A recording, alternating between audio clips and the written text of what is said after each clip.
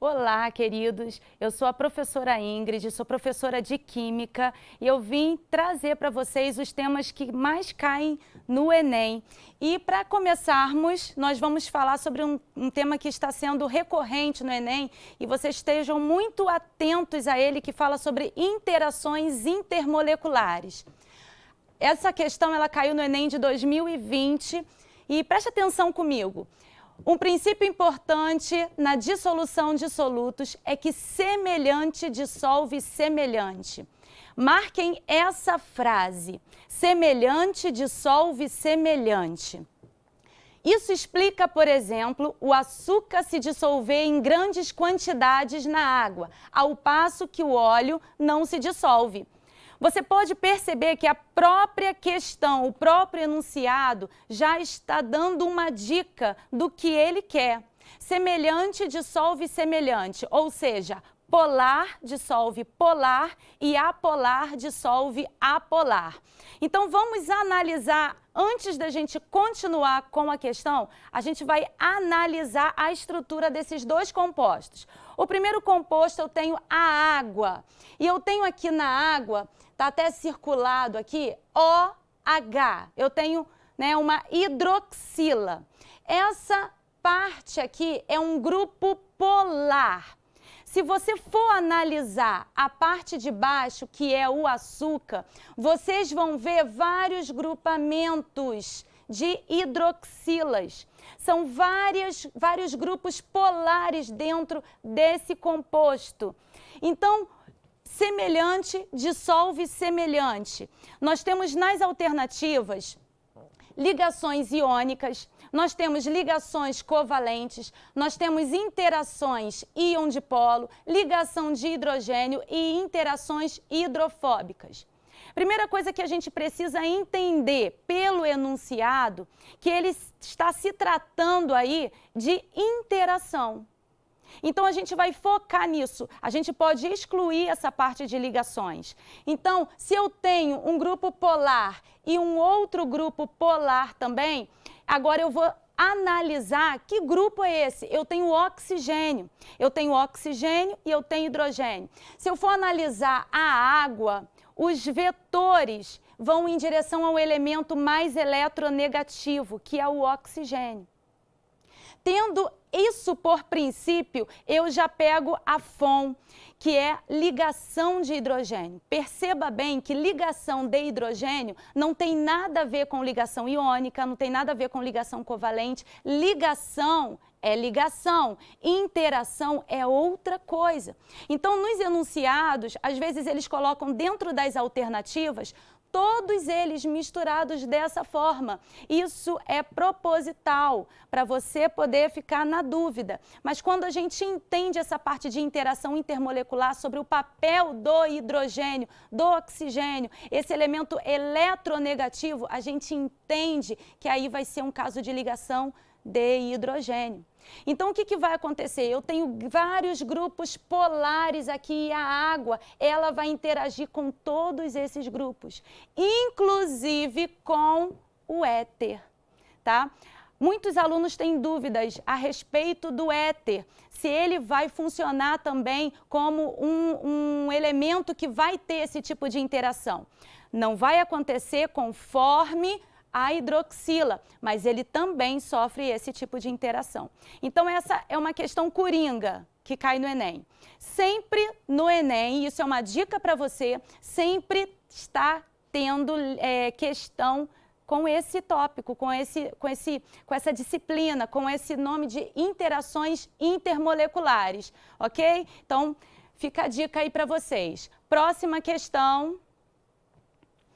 Funções orgânicas. A adrenalina é um hormônio liberado na corrente sanguínea dos seres humanos, quando em situação de perigo iminente. Sua fórmula estrutural é grupos funcionais 1, 2 e 3, respectivamente, ou seja, na ordem. Então, nós vamos analisar aqui cada grupo funcional desse composto. Primeiro grupo funcional, esse daqui eu gosto muito de parar aqui para a gente poder raciocinar sobre a hidroxila no anel. Nós sabemos que os compostos que têm hidroxila são o álcool, né? São fenol, enol. E a gente vai parar nesses 3 compostos só para a gente falar sobre a diferença entre cada um deles. Isso é algo que causa dúvida em alguns estudantes, em alguns alunos, porque quando eu tenho uma hidroxila ligada a um carbono saturado, ou seja, um carbono saturado é aquele carbono que está com ligação simples. Essa hidroxila no carbono saturado, isso não significa que a cadeia não possa ter insaturação, mas no carbono onde está a hidroxila, ele precisa ser saturado para ser a função álcool. Agora, se esse carbono ele tiver insaturado, ele já não vai ser mais um álcool, ele vai ser um enol. Lembrando que você não pode confundir. O álcool, ele pode sim ter uma insaturação, desde que não esteja no carbono onde está a hidroxila. Agora, o enol, para ser um enol, eu tenho que ter a insaturação nesse carbono da hidroxila. E o fenol? O fenol acontece quando eu tenho a hidroxila ligada ao anel, ok? Quando eu tenho a hidroxila ligado ao anel, eu tenho um caso de fenol. Agora, se eu tiver uma ligação, um puxadinho aqui, onde eu tenho a hidroxila, eu não vou ter um fenol. Vamos supor que esses daqui não tenham. E eu tenha só isso daqui. Ele não vai ser um fenol porque ele não vai estar ligado diretamente ao anel. Agora, se tiver direto no anel, aí sim vai ser o fenol. Entenderam as 3 partes? Então, aqui eu vou ter o fenol. O segundo, porque ele está falando respectivamente. Vamos analisar o segundo caso. Eu vou ter aqui uma função nitrogenada, onde, olha, são ligações simples. Eu tenho hidrogênio e tenho CH3. Então, esse composto aqui, esse grupo funcional, é de uma amina. Como que é uma amida? Porque muitos confundem com amida. Eu preciso ter uma dupla ligação com o oxigênio. Então, aqui eu não tenho isso. Eu só tenho o nitrogênio com uma ligação de hidrogênio e o CH3. Então, eu vou ter uma amina. E o terceiro e último foi aquele caso que eu já comentei com vocês. Eu tenho aqui uma extensão do anel, mas eu não tenho a hidroxila ligada diretamente ao anel. Como ela não está diretamente ao anel, eu tenho mais uma função aqui, que é a função álcool. Ok?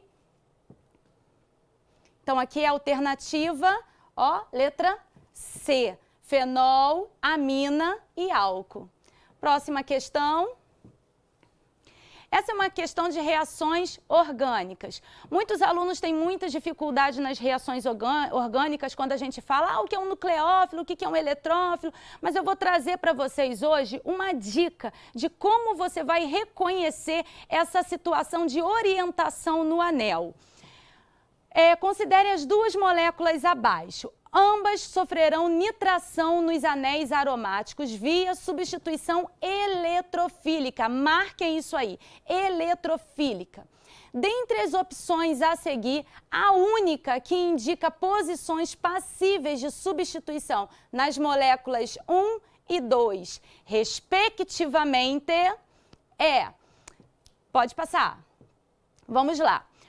O que acontece? Quando a gente faz uma nitração, a gente pode ir pelo rápido, né? Pela forma mecânica. A gente pega o HNO3 e a gente separa em... eu tenho a hidroxila e o NO2. Eu vou separar. Porque o que acontece? O OH, ele vai ser mais eletronegativo. Só que o que a gente vai trabalhar aqui? A gente trabalha com cargas parciais, tá? Se eu tenho um grupo que ele é mais eletronegativo, consequentemente, o outro grupo, ele vai ser o quê? Mais positivo, tá? Então, eu vou ter aí polos. Eu não estou falando de ligação iônica, eu estou falando de cargas parciais. Então, o que vai acontecer aqui? Eu tenho a hidroxila e eu tenho o NO2. Vai acontecer uma cisão eletrolítica. Essa cisão eletrolítica, o NO2 vai puxar esses elétrons para ele. Então, ele vai ficar com uma carga parcial positiva e é o NO2 que vai entrar no anel. Então, agora a gente vai analisar o NO2 sozinho. O NO2, ele tem um elemento mais eletronegativo, que é o oxigênio. E nós temos ali o elemento menos eletronegativo. Então, a gente diz que é uma carga parcial positiva. Só o NO2, o N, ele tem essa carga parcial positiva. Então, o que vai acontecer? Ele vai induzir o carbono a ter uma carga negativa. Então, ó, eu tenho oxigênio negativo, nitrogênio positivo, esse carbono daqui de baixo, ele vai ser o quê? Negativo. Aí, o que acontece? Como a gente está trabalhando com anéis, eu vou ter positivo, negativo, positivo, negativo. Isso é o fenômeno da ressonância. Então, se esse carinha aqui, ele está negativo, o próximo, ele vai ser positivo. Consequentemente, o daqui de baixo vai ser negativo e assim vai. Então, o que vai acontecer? Eu vou ter esse NO2 que está com uma carga parcial positiva, ele vai querer ligar em uma posição negativa. Lembra do eletrófilo? Ele é amigo do elétron. Então, ele vai ficar nas posições negativas. E quais são essas posições? Analisa aqui comigo. Ó, negativo já está completo, porque eu tenho esse NO2 aqui, né? Então, olha só, aqui embaixo, positivo, aqui negativo, eu tenho essa posição e eu tenho essa posição aqui. Quando a gente trabalha com o benzeno puro, só o benzeno, a gente sabe que em cada vértice do benzeno é hidrogênio. Então, ele pode entrar em qualquer posição, porque ali é tudo igual, é equivalente. Só que quando a gente já tem um grupo de orientação, aquele grupo vai ditar as regras. E esse NO2, ele vai ditar a regra de onde outros grupos podem entrar. Quando você faz essa técnica, né, esse macete da eletronegatividade, fica muito mais prático para você. Você não quer ir para o Enem decorando muita coisa, quer? Você quer ir para o Enem entendendo com propriedade o que você quer, o que você tem que fazer. E aqui, quando você entende que eu tenho o oxigênio eletronegativo, o nitrogênio positivo, e você vai mesclando aí negativo, positivo, você sabe exatamente onde vai entrar. Então, nós dizemos que o NO2, ele é desativante, porque ele não favorece a entrada no anel. Porque ele só pode favorecer uma entrada, que no caso seria o 3 e o 5. Dependendo do ângulo, é a mesma, tá? Mas ele pode só favorecer a entrada, que a gente diz que é a posição meta. Ok, galera? Eu tenho, ó, negativo e negativo. Eu só posso ter nesses dois vértices aqui, que é a posição meta. Agora, acompanhe comigo esse NH2. A gente vai analisar esse composto, esse grupo.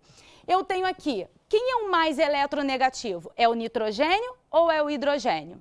Nós sabemos que é o nitrogênio. Então, consequentemente, quem vai ter uma carga parcial positiva vai ser o hidrogênio. Então, a gente vai fazer aquela mesma situação, positivo, negativo, ó, positivo, negativo. Aqui o carbono, ele vai ter uma carga parcial de quê? Positivo. Ó, negativo, positivo, negativo, positivo e negativo. Então, por aqui nós já entendemos que esse grupo, ele é ativante. Por que ele é ativante? Porque ele favorece posições no anel. Eu vou ter aí a posição orto e a posição para. Aqui eu tenho o desativante, ele não favorece. Aqui eu tenho o ativante, ele favorece. Então aqui eu só posso ter, pelo orientador, a posição meta. E esse daqui, pelo orientador, a posição orto e para.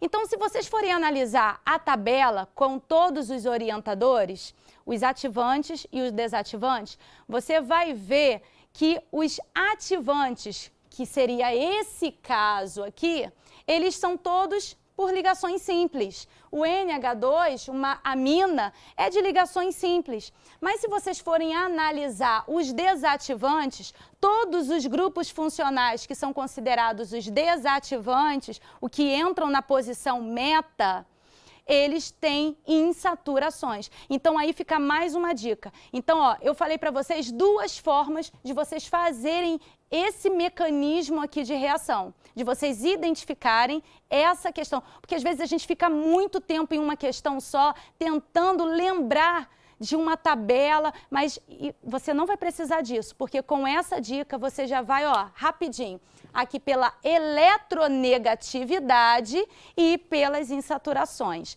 Então, o oxigênio é o elemento mais eletronegativo, por isso ele atrai para si as ligações feitas com o nitrogênio, que fica com carga parcialmente positiva, induzindo o átomo de carbono ligado a ele a ficar polarizado negativamente e assim sucessivamente. O que acontece? Porque eu vou ter essa ressonância aqui.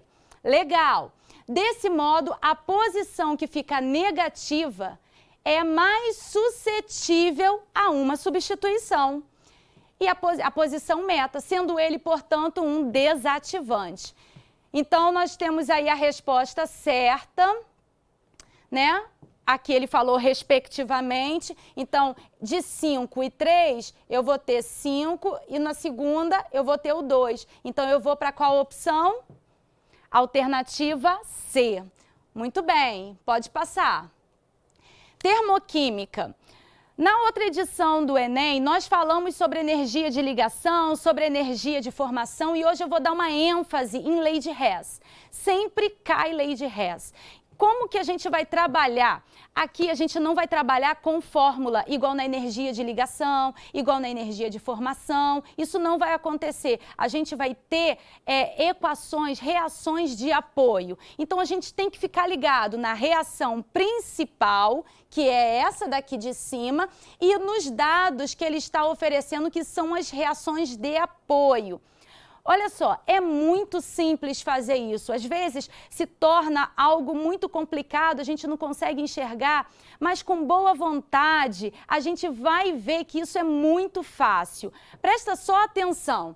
A cor vermelha de certos fogos de artifício é devida ao carbonato de estrôncio, cuja formação é representada pela equação. Qual é o meu foco? É essa reação principal, ok? Agora, a gente vai analisar as reações de apoio. Pode passar o slide. A primeira reação de apoio, sempre ligado na reação principal.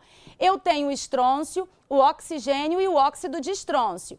Eu vou analisar, o estrôncio, ele está antes como reagente ou ele está depois como produto? Então, aqui na reação principal, ele está como reagente. Legal, na minha reação de apoio, ele também está como reagente. Então, eu vou manter essa primeira reação, essa equação de apoio. Eu vou conservar a primeira reação, porque ó, o estrôncio está aqui, o estrôncio está aqui também. O oxigênio, meio de oxigênio, está aqui, ó, eu tenho aqui também, antes da reação.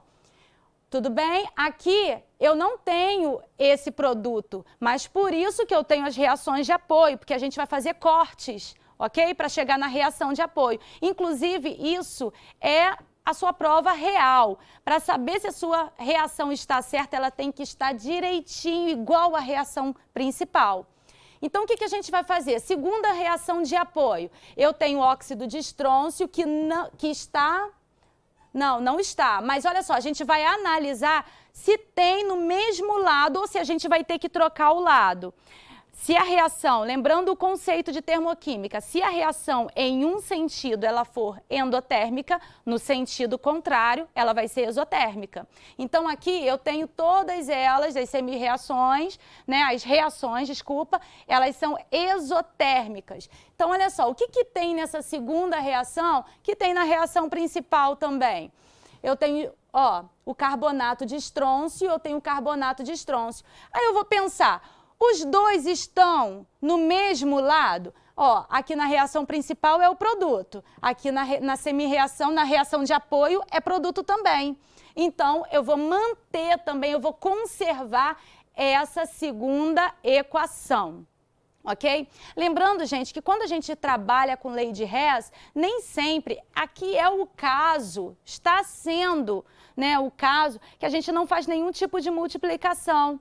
Mas isso não é uma regra. A gente pode trabalhar com esses coeficientes multiplicando para a gente poder cortar. Então, tem muitas variações dentro dessa questão, tá? Então, eu mantenho. Terceira reação de apoio, eu tenho o grafite, aqui já está dizendo, né, que é reagente, reagente aqui também. Então, eu vou conservar também a terceira equação. Vou fazer os cortes necessários. O que se mantém na reação principal? O estrôncio. Ó, eu tenho estrôncio aqui. Eu não vejo estrôncio em mais lugar algum, então ele vai permanecer.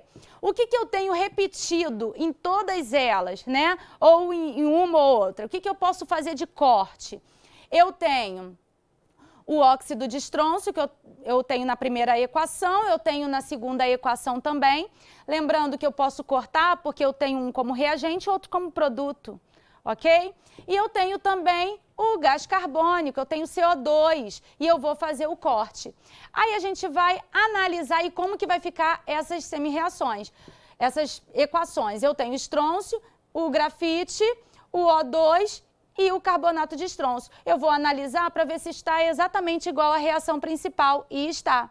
Como eu falei com vocês no início, a gente não trabalha aqui com fórmula, a gente vai trabalhar com essas semi-reações. Então, o que a gente está fazendo aqui? Isso não é fórmula, eu apenas estou somando a variação da primeira com a variação da segunda, a variação da terceira, e eu coloco aqui, ok? Então, a alternativa correta é a alternativa D, menos 1.220 kJ por mol, ok? Isomeria. Primeira coisa que a gente vê numa isomeria, quando ela se trata de isomeria óptica, a gente tem que calibrar o nosso olhar, porque na isomeria óptica eu tenho 4 ligantes diferentes. Numa isomeria plana, eu tenho que comparar um composto que tem a mesma fórmula molecular de um outro composto. Então, eu tenho vários tipos de isomeria ali. Eu tenho de função, de cadeia, eu tenho tautomeria, eu tenho a metameria. Mas a isomeria geométrica, a gente tem uma ligação dupla. E dentro dessa ligação dupla, entre esses carbonos, eu não posso ter R1 igual a R2. Para ser uma isomeria geométrica, eu tenho que ter R1 diferente de R2, R3 diferente de R4. Então, nessa questão aqui, presta bem atenção. O aroma dos perfumes geralmente resulta de misturas de compostos químicos. Moléculas com estruturas químicas semelhantes não possuem necessariamente aromas similares. Nerol e geraniol são representadas abaixo. São constituintes de perfumes e exalam diferentes aromas. Preste atenção. Eu tenho aqui, a gente vai focar na ligação dupla. Quando a gente trabalha com isomeria, a primeira coisa que a gente faz, eu tenho certeza que todo mundo faz isso, a gente vai para as alternativas. E nas alternativas ali tem vários conceitos de isomeria. Então, se eu coloquei o meu olhar nesse composto e vi dupla, a primeira coisa que eu tenho que eliminar é saber se ela é geométrica. Porque eu não vou ficar analisando carbono por carbono para saber se ela é óptica. Eu tenho que ver o que está ali na minha frente já em evidência. Então, eu já vi que eu tenho dupla aqui e eu tenho dupla aqui também. Perceba que esse bracinho aqui, ele tá para baixo, enquanto que esse bracinho aqui, ele tá para cima. Então, eu tenho tipos de isomeria diferentes. Eu tenho isomeria cis, que é no mesmo plano, e eu tenho isomeria trans, que são planos, né, opostos, transversais. Então, esse caso aqui está evidente uma isomeria, ok? Alternativa D, para que ocorra geometria em compostos alifáticos, abertos, ok? Alifático aberto. Eles devem possuir pelo menos uma dupla ligação entre os carbonos. E para um dos carbonos insaturados, deve apresentar grupos ligantes diferentes. Lembrando, só para a gente terminar essa reação, essa questão com sucesso, R1 diferente de R2, R3 diferente de R4. Beleza, pode passar. E para a gente finalizar, a gente tem aí a química ambiental. Também cai muito no Enem. No final, vou estar mostrando para vocês o nosso gráfico, né, das questões dos conhecimentos que mais caem no Enem, mas foca aqui na química ambiental. O funcionamento de uma usina nucleoelétrica típica baseia-se na liberação de energia resultante da divisão do núcleo de urânio em núcleos de menor massa. Esse fenômeno é o quê? É o bombardeamento. O que acontece com a fissão? Eu tenho bombardeamento de nêutrons e eu tenho vários outros, né, elementos formados aí, vários urânios, núcleos se formando, liberando mais nêutrons e gera uma reação em cadeia. Isso acontece com a fissão. Nesse processo, utiliza-se uma mistura de diferentes átomos de urânio, de forma a proporcionar uma concentração de apenas 4% de material físsil. Em bombas atômicas, são utilizadas concentrações acima de 20% de urânio físsil, cuja obtenção é trabalhosa, pois na natureza predomina o urânio não físsil. Em grande parte do armamento nuclear hoje existente, utiliza-se então como alternativa o plutônio, material físsil, produzido por reações nucleares no interior do reator das usinas nucleoelétricas. Considerando-se essas informações, é correto afirmar que a primeira coisa que a gente precisa entender aqui é que esse enunciado, ele já é meio caminho. Porque se você for analisar as alternativas, nas próprias alternativas tem conectores ao texto principal, tá? Então, aqui, o que vai acontecer? A letra C é a resposta correta. E eu vou te dizer o porquê. Nas usinas nucleoelétricas, o urânio, por meio de reações nucleares que ocorrem no interior do reator, as reações ocorrem no interior do reator, ok? Ali a gente tem cápsulas de urânio. Uma cápsulazinha já é necessário para a gente ter muita energia. Então, se você for analisar lá nas alternativas, vai estar dizendo que essa energia é pouca, né? Não vai ter energia suficiente. Então, eu tenho cápsulas para colocar no cilindro, são muitas cápsulas, tá?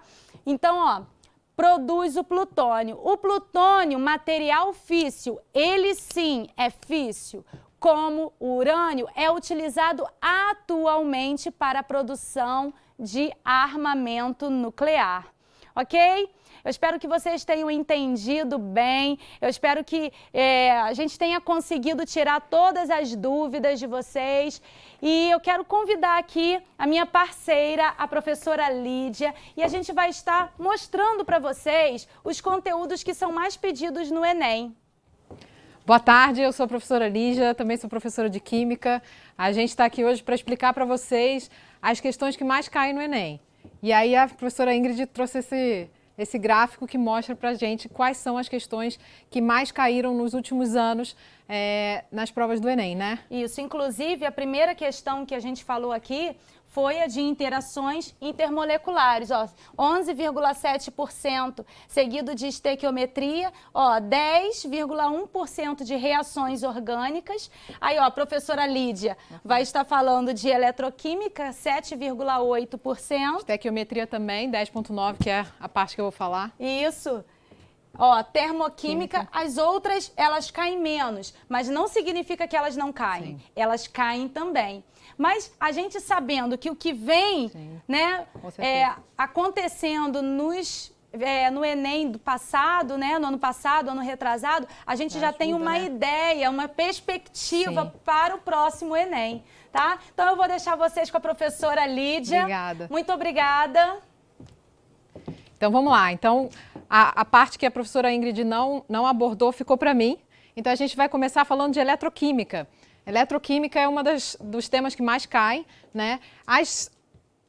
Os temas do Enem, as questões do Enem são sempre compridas, né? Quando a gente fala na química, a gente tem bastante texto. E uma dica para vocês é que, às vezes, no texto está a própria resposta. Então, isso ajuda pra caramba. Então, a gente tem que ler com calma e procurar os detalhes onde que estão as respostas, ou, pelo menos, onde estão os dados que a gente vai precisar para resolver a questão. Então, vamos lá. Uma de 2019. Para realizar o desentupimento de tubulações de esgotos residenciais, é utilizada uma mistura sólida comercial que contém hidróxido de sódio, NaOH, e outra espécie química pulverizada. Quando é adicionada a água a essa mistura, ocorre uma reação que libera gás hidrogênio e energia na forma de calor. Aquece o negócio ali, aumentando a eficiência do processo de desentupimento. Considere os potenciais padrão de redução da água e de outras espécies em meio básico, expressos no quadro. E aí aqui mostra o quadro, as semi-reações de redução. Reparem que é de redução, isso é super importante. Então tem as semi-reações que mostram as semi-reações de redução. Qual é a outra espécie que está presente na composição da mistura sólida comercial para aumentar sua eficiência? Então, como a gente vai poder ver no próximo slide, é a liberação de hidrogênio. Ele fala na questão que há liberação de hidrogênio. Então, se há liberação de hidrogênio, a gente tem a semi-reação aqui. Exatamente essa primeira semi-reação, que mostra para a gente que o hidrogênio tem um potencial de menos 0,83 volts. E a gente também consegue ver que ele está se reduzindo, já que é uma semi-reação de redução, o hidrogênio está se reduzindo. Então, se ele está se reduzindo e é uma reação de oxirredução, alguém precisa se oxidar. E quem que vai se oxidar? É exatamente essa pergunta, quem que está se oxidando? E para a gente ver quem vai se oxidar melhor, a oxidação é o oposto da redução. Então, a substância que está se oxidando vai ser quem tem o menor potencial de redução. Por quê? Porque quando a gente transforma o potencial de redução em potencial de oxidação, é só trocar o sinal. Então, aqui, de todos os elementos e as semi-reações, o alumínio é o que tem o maior potencial de oxidação. E aí, o alumínio é a nossa resposta certa, né? A resposta alumínio é a nossa resposta correta. O outro tema que cai bastante é a estequiometria. E aí, quando a gente entra na estequiometria, treme tudo, né? Todo mundo fica nervoso, puxa vida, estequiometria, eu não sei. Porque estequiometria é interpretação de resultado, é interpretação dos dados que ele vai dar pra gente. Então, essa é uma questão de 2020, é novinha, saiu do forno, falando sobre combustíveis, queima de combustível, que é um tema super atual. Então, vamos lá. O crescimento da frota de veículos em circulação no mundo tem levado à busca do desenvolvimento de tecnologias que permitam minimizar as emissões de poluentes atmosféricos. O uso de veículos elétricos é uma das propostas mais propagandeadas para serem emissão zero. Podemos comparar a emissão de carbono na forma de CO2, massa molar igual a 44 gramas por mol, prestem atenção, para os dois tipos de carro, a combustão e elétrico. Então, a gente vai comparar a emissão de carbono. Considere que os veículos tradicionais a combustão, movidos a etanol, que tem essa massa molar, emitem em média de 2,6 mols de gás carbônico por quilômetro rodado. E os elétricos emitem o equivalente a 0,45 mols de CO2 por quilômetro rodado. Tá? A reação de combustão pode ser essa aqui. Então, a gente tem o etanol, combustão gerando CO2 e água. Essa é a equação da combustão. Foram analisadas as emissões de gás carbônico envolvidas em 2 veículos, um movido a etanol e o outro elétrico, em um mesmo trajeto de 1.000 quilômetros. Então, olha só os dados que ele deu. A quantidade equivalente de etanol economizada em quilograma com o uso do veículo elétrico nesse trajeto é mais próxima de. Então, vamos lá. Prestem atenção que, olha só o que a questão dá para a gente. Os dados. O carro a etanol libera 2,6 mols de gás carbônico por quilômetro rodado. E o elétrico, 0,45 mols de gás carbônico por quilômetro rodado. Então, a gente vai ter que ver a quantidade de gás carbônico que cada um vai emitir, em 1.000 quilômetros. Então, vamos fazer essa conta. A primeira conta é essa. Regra de 3, química e regra de 3, andam sempre juntas. 2,6 mols de gás carbônico em 1 quilômetro. Se a gente tem 1.000 quilômetros, quantos mols? São 2.600 mols que um carro a etanol vai liberar. E o elétrico? O elétrico é 0,45 mol por quilômetro rodado, 1.000 quilômetros vão gerar 450 mols de gás carbônico. É incrível a diferença, né? Muito mais baixo. E que bom, né? Diferença de gás carbônico, porque a questão não acabou. Fiz a conta, fiquei na dúvida, volta lá na pergunta. A pergunta é essa? Cheguei na resposta? Não, eu preciso comparar os dois, então vamos comparar. Diferença de gás carbônico liberado entre os dois. 2.600 mols, o de etanol, 450 mols, o elétrico. Dá uma diferença de 2.150 mols de gás carbônico. E aí, a gente já sabe que 1 mol de etanol geram 2 mols de gás carbônico, lá pela reação grande. A Ingrid falou, sempre temos que prestar atenção nas reações principais. Vamos lá, a reação principal mostra pra gente que 1 mol de etanol geram 2 mols de gás carbônico. Então, 46 gramas, que lá na questão já falou, que era 46 gramas o mol, geram 2 mols de gás carbônico. Só que a gente não tem 2 mols, a gente tem 2.150 mols. Ou seja, 49.450 gramas ou 49,45 quilos, que dá aproximadamente 50 quilos. Então, a diferença é 50 quilos de gás carbônico, que é muita coisa, tá? Resposta, 50 quilos. Beleza? Próximo tema, equilíbrio. Equilíbrio também é um tema que cai bastante e que a gente, às vezes, tem um pouco de dificuldade, porque, às vezes, fica um pouco aéreo, assim, meio abstrato, vamos dizer assim. Sabões são sais de ácidos carboxílicos de cadeia longa, utilizados com a finalidade de facilitar, durante o processo de lavagem, a remoção de substâncias de baixa solubilidade em água, por exemplo, óleos e gorduras.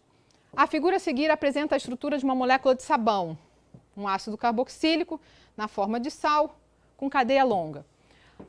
Em solução, os ânions do sabão podem hidrolisar a água e, desse modo, formar o ácido carboxílico correspondente. Por exemplo, para o estearato de sódio é estabelecido o seguinte equilíbrio. Eu tenho o estearato de sódio, mais água vai formar o ácido, mais a hidroxila. Uma vez que o ácido carboxílico formado é pouco solúvel em água e menos eficiente na remoção de gordura, o pH do meio deve ser controlado de maneira a evitar que o equilíbrio acima seja deslocado para a direita, né? Com base nessas informações, com base nas informações do texto, é correto concluir que os sabões atuam de maneira... E aí temos as opções. Vamos lá, vamos olhar a reação principal. Então, a reação principal é essa aqui. A questão já falou pra gente que a forma mais eficiente do sabão é quando ele está na forma iônica, né? Então, a gente tem que tentar com que o equilíbrio fique na parte de se desloque para a esquerda, que o equilíbrio se desloque para a esquerda, né? Porque se ele se deslocar para a direita, a gente vai ter a forma não ativa, não solúvel. Então, esse aqui é o estearato, né? É onde a gente quer ficar. E aí, reparem uma coisa, a gente está falando de equilíbrio. Qual é a dica para saber que essa questão é de equilíbrio? Essa seta aqui. A seta, ela é dupla. Ela vai para um lado e ela vai para o outro. Porque a reação não acaba ali. Ela não só forma reagentes, formam produtos e acabou. Não, existe o equilíbrio. Então, a reação pode acontecer para esse lado, quanto para esse lado. Como é que eu vou favorecer a reação acontecer para um lado ou para o outro? Como assim? Então, se a gente colocar produtos que sejam mais de um lado ou mais do outro, a gente favorece a reação para um lado ou para o outro. Por exemplo, se a gente quiser deslocar o equilíbrio para a direita, né, ou para a esquerda, a gente pode adicionar esses produtos. Por exemplo, se eu adicionar base, eu vou ter mais base para reagir com o ácido, então eu vou ter o equilíbrio deslocando para a esquerda. E aí eu vou ter a formação principal do estearato, certo? Então, a gente vai adicionar o produto, que é a base, para ela reagir mais com o ácido e deslocar o produto para a esquerda, desculpa. Então, a resposta certa é exatamente essa. A resposta é mais eficiente em pH básico. O sabão será mais eficiente quanto mais básico for o nosso meio, certo?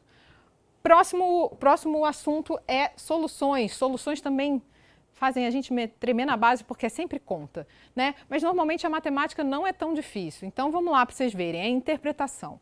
Diesel é uma mistura de hidrocarbonetos que também apresenta enxofre em sua composição. Esse enxofre é um componente indesejável, pois o trióxido de enxofre, que é o SO3, ele é um dos grandes causadores da chuva ácida. Nos anos 80, a maioria de vocês nem tinha nascido ainda, não havia regulamentação e era utilizado óleo diesel com 13.000 ppm de enxofre. Em 2009, o diesel passou a ter 1.800 ppm, já houve uma redução grande de enxofre. E em seguida foi inserido no mercado o diesel com 500 ppm. Em 2012, foi difundido o diesel S50 com 50 ppm. Então, era 13.000, passou para 50 ppm de enxofre em sua composição. Atualmente, é produzido um diesel com teores de enxofre ainda menores, né? E aí os impactos de má qualidade do óleo brasileiro. A substituição do diesel usado nos anos 80 por aquele difundido em 2012 permitiu uma redução percentual na emissão de SO3D. Então, rapidinho, volta no outro, por favor. Aqui a gente tem várias informações e a gente não vai usar todas as informações que ele dá para a gente. Porque reparem que ele pegou um número de 2009 e em nenhum momento ele está perguntando sobre isso aqui, né? A questão não pergunta, a questão pergunta os 13.000 e os 50 ppm, certo? Vamos lá, vamos para a resolução. Então, as informações que a gente pega lá da questão é 13.000 ppm de enxofre e 50 ppm de enxofre no final.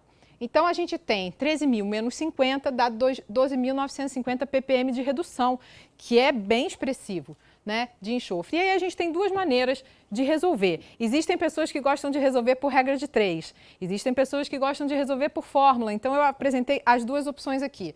A primeira por regra de 3. 13.000 ppm era 100%. 12.950, quantos por cento corresponde, né?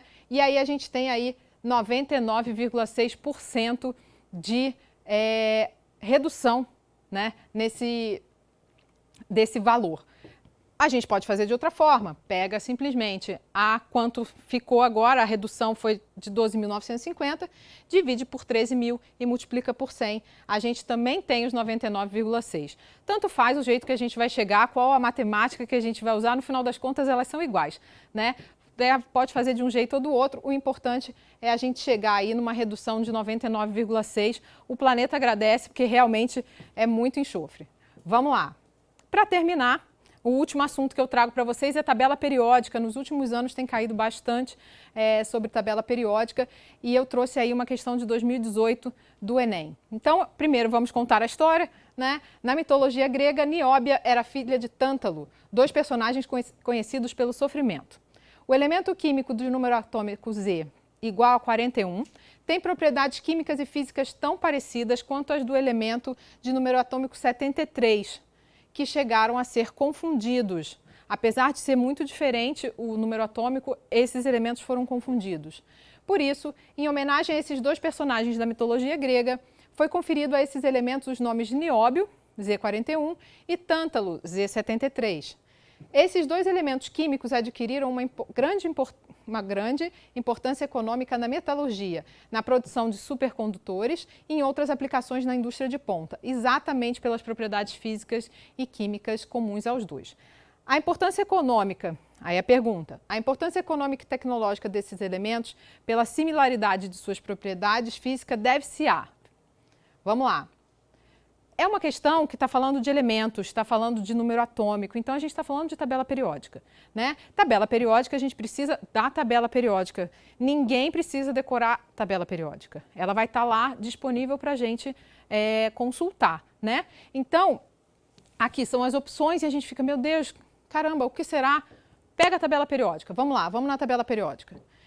Tabela periódica, a gente tem aqui a dificuldade de achar o nióbio e o tântalo. Eu já facilitei a vida de vocês.